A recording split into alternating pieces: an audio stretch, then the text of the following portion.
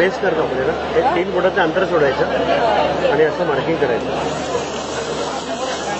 परत मार्किंग आलं ते मार्किंग खाली आलं. मार्किंग यासाठी केलं आहे की या गोलाच्या आतमध्ये 3 रंग टाकायचे. पहिला रंग त्या मार्किंगवर टाकला.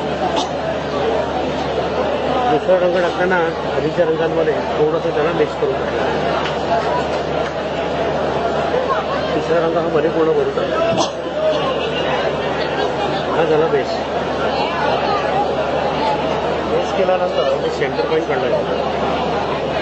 तर सेंटर आणि डिझाईनचा सेंटर आपण एकमेकांना फक्त मॅच केलं. आता जाळीवरती पांढरा, पिवळा आणि पोपटी हे रंग फिक्स आहेत. डिझाईन कोणताही असेल तरी लाईट कलर असल्यामुळे हे बेसला वापरायचे नाही. सुरुवातीला हिरवा रंग मी बाहेर फिरवला. त्याच्याखाली पिवळा रंग आधीच्या रंगांमध्ये थोडंसं ओव्हरलॅप करून फिरवलं. तसंच पांढरा पण पिवळ्यामध्ये ओव्हरलॅप करून फिरवलं. आता शेवटी पिवळा रंग पांढऱ्यात मिक्स करायचा आणि डिझाईन हळूहळू हे पूर्ण करायचं. ठीक आहे. आता जे रंग आपण खाली टाकले होते ना त्या रंगांवरती सगळं डिझाईन हे तयार. ही पूर्ण प्रोसेस यात दिलेली आहे. रंग कोणती खाली टाकायचे